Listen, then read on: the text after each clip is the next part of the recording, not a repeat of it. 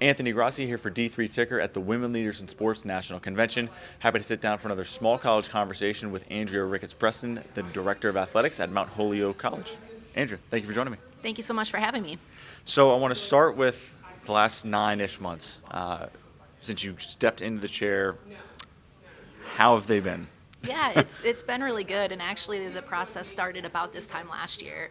I had a preliminary phone call with Bridget Belgavini, who was the consultant helping Mount Holyoke with their search. Had a conversation with her before Women Leaders Convention, and it's like, wow, sounds like a lot. I have to think about it.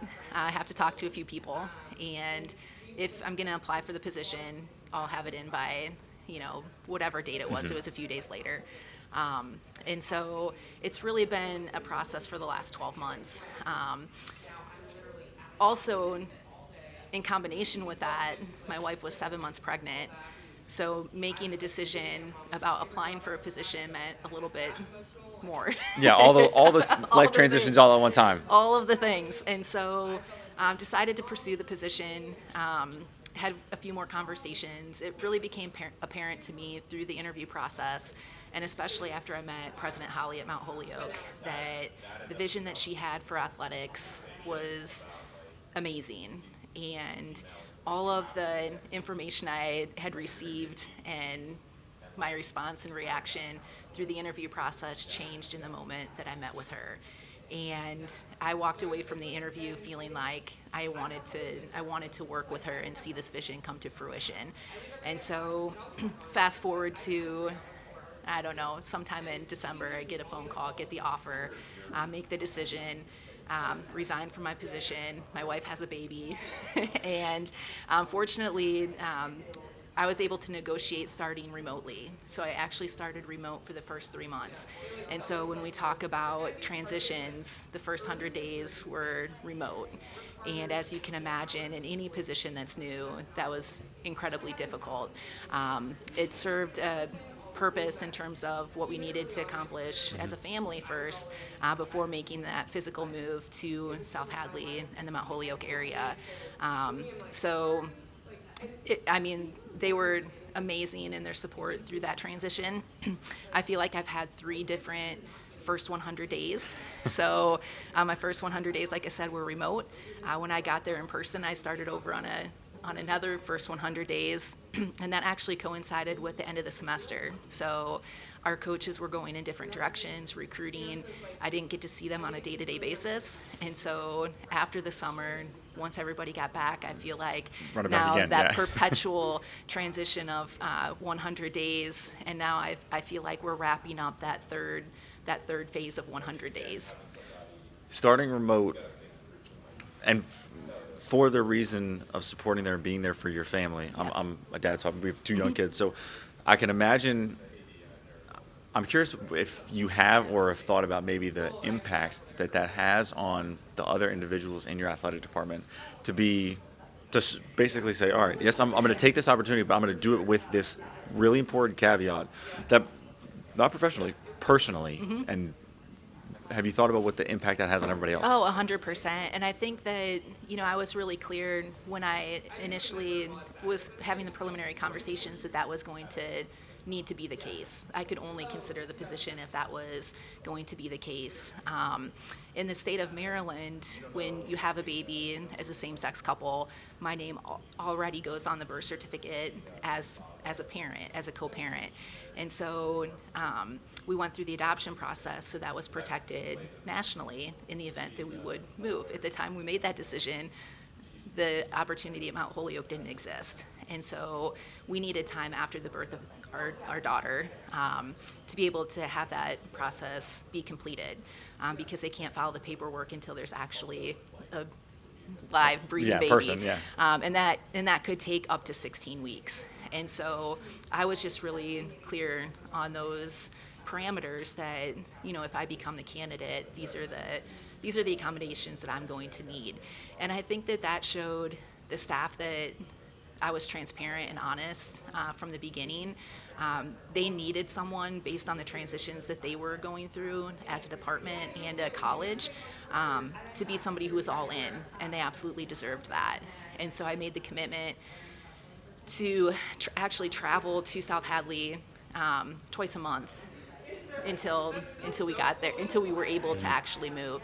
And so during my time there, I was present, I was invested, I met with every staff member, outlined all of the things that we need to talk about, started to build those relationships. And so they were going through a lot of transitions too, and they needed somebody who was invested fully. And I think by showing them who I was as a person, helped them build their trust and faith in me that I was the right person. And so while this was serving a personal a piece for me that was very important, I felt that, like I said, that just showed some genuine commitment on my part where they could feel that reciprocated. How did those that first 100 days? How was that? As Yeah. we've got 2 kids. I got a 5-month-old right now, and I'm a dad, so it's a little, I can understand a little different. But the first 100 days of a child's life is pretty Hectic. chaotic, hectic on you as a person outside of the leadership role that you're sitting in. So how did you manage your way through that, I guess? Yeah, I think the silver lining being remote is that it's crazy to say this and articulate this, and I think that only other parents can understand. You know, the work that we do, aside from meetings that happen at specific times, can happen at any time. And so my schedule and my personal, management of time was scattered. It was all over the place. I mean, the baby was getting up a couple times a night. But the silver lining is that I got to be present with my family too. And so I really got to do both things. And so, that period of time, those 3 months where I was home with them while also working, it ended up being the best scenario, to be honest, because I resigned at the end of January after my wife had the baby at the beginning of January. I didn't really get an extended parental leave. And so I'm not going to sit here and say that I had parental leave for that 3 months because it was chaotic. However, the silver lining of being remote was that I got to be present with my family. I got that time that parents never have the opportunity to get back. And so that was really important. And so I would be doing emails at 2 or 3 in the morning, after Adeline would go back to bed. And I made it clear to staff too, like, my time is going to be different. And so I don't expect you to be responding to emails at this time or that time, but you might get an email from me at a super random time.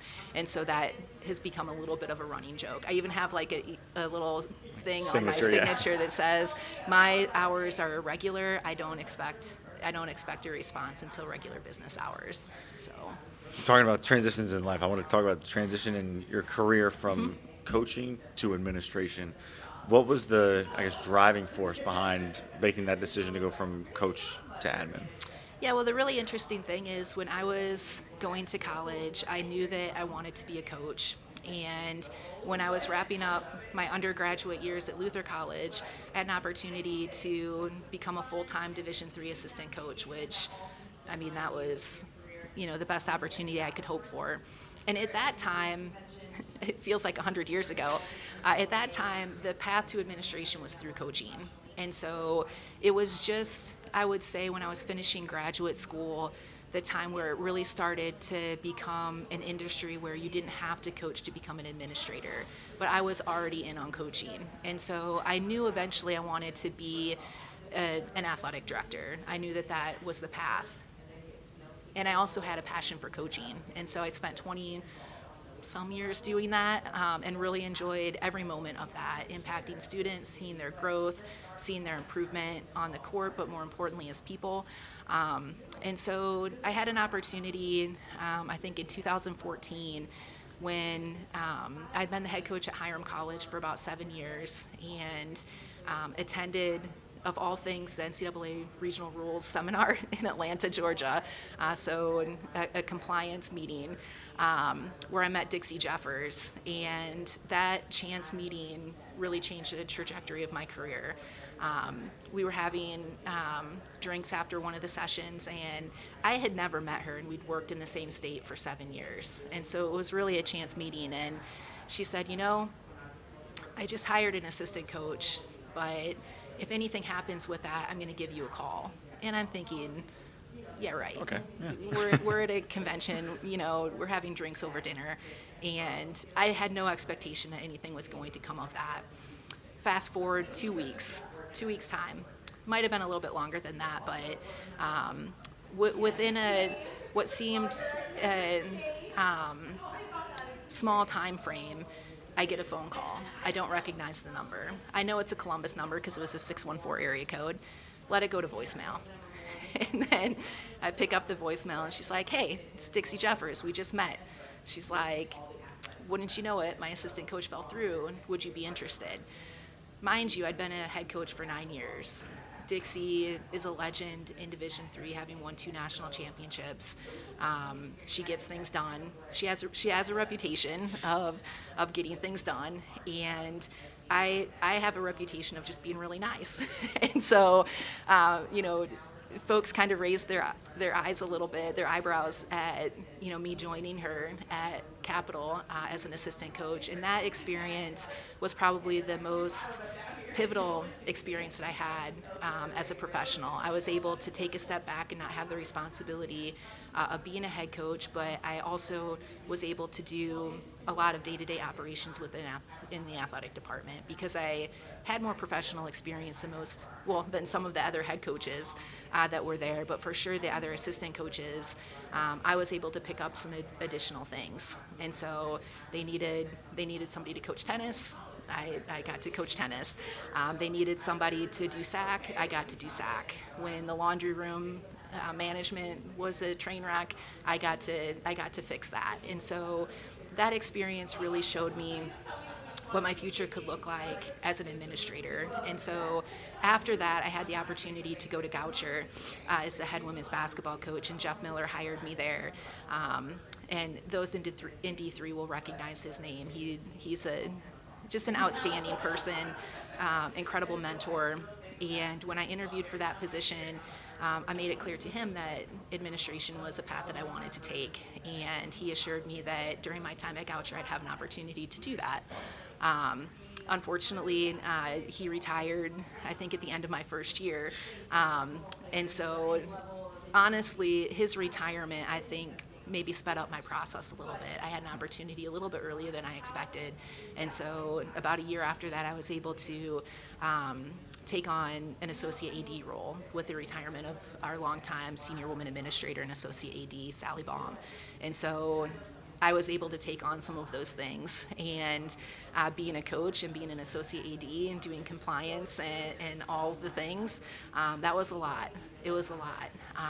And so after a couple of years of that, I was able to convince our athletic director that we needed a second dedicated administrator in the department and relinquish the basketball duties. And so I feel like I've had the support and opportunities to continue to progress in my career because of some really great people who helped me along the way.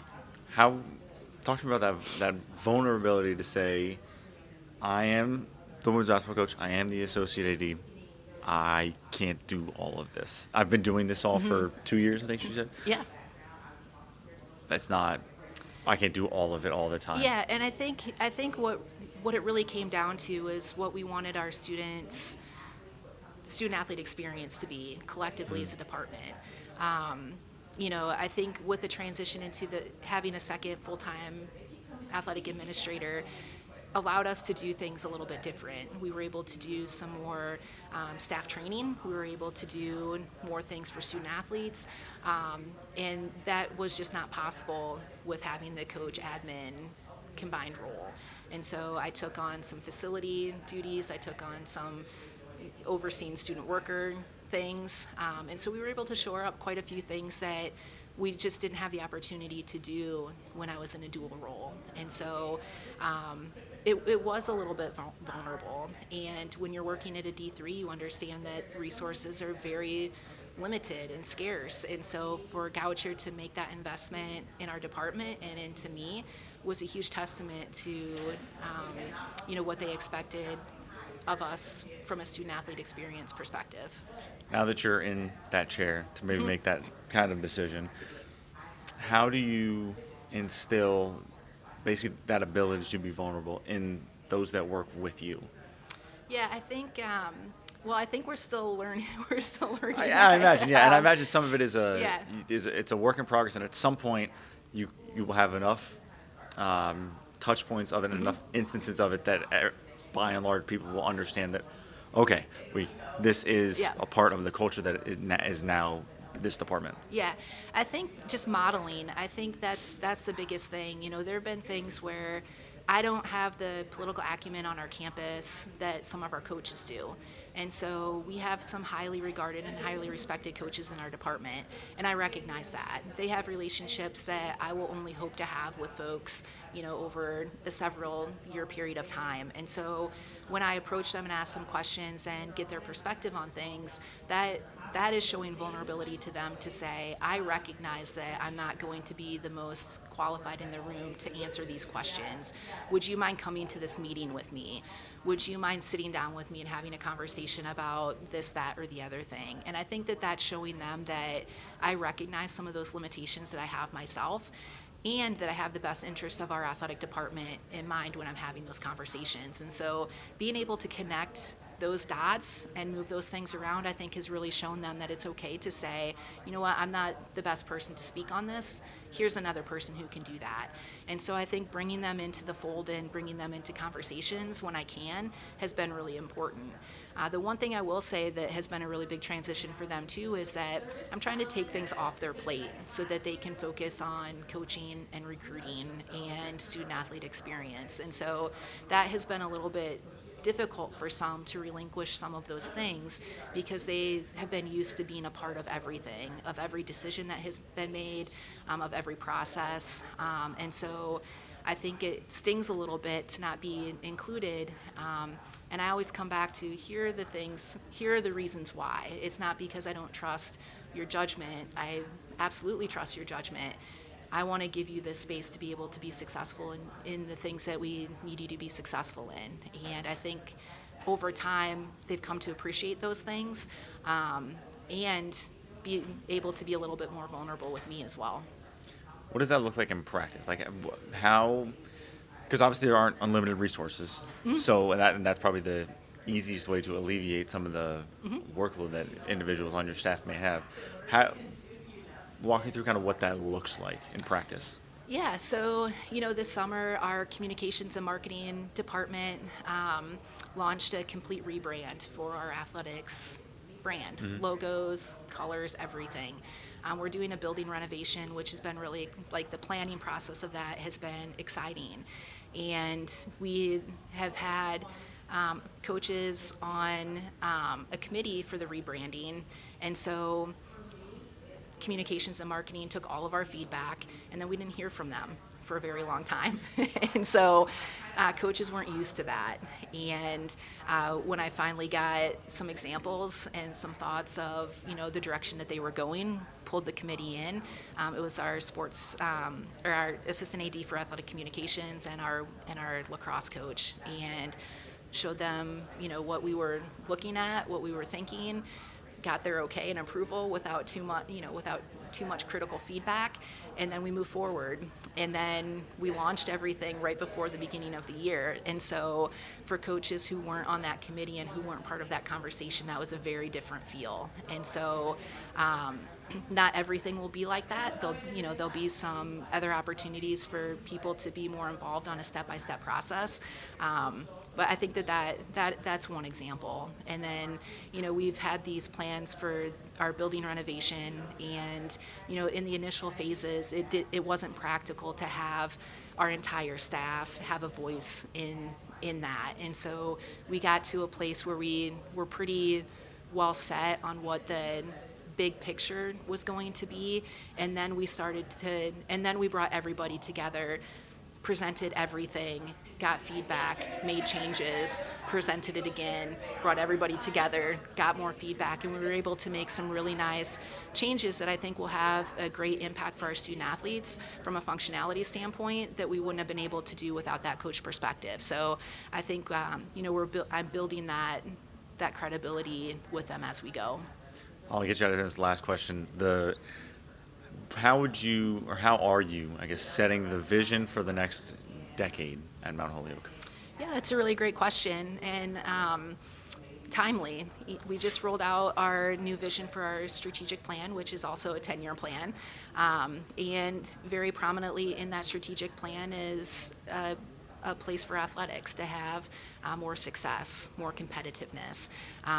We've already seen part of that plan come to light with full-time assistant coaches for all of our NCAA teams, which has had a tremendous impact already.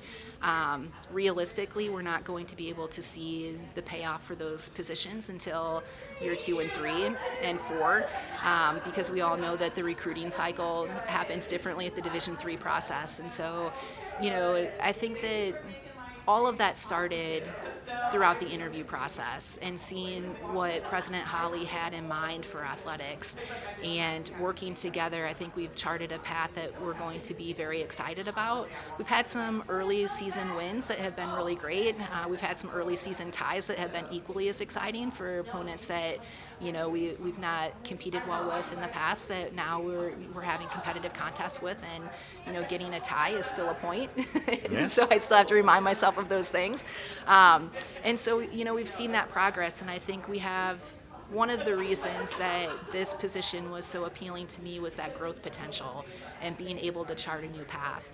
And I think in combination with President Holly's vision and the support that she's given so far, and also the CFO has given so far, we have amazing opportunities that hopefully we'll begin to see pay off in the next couple of years.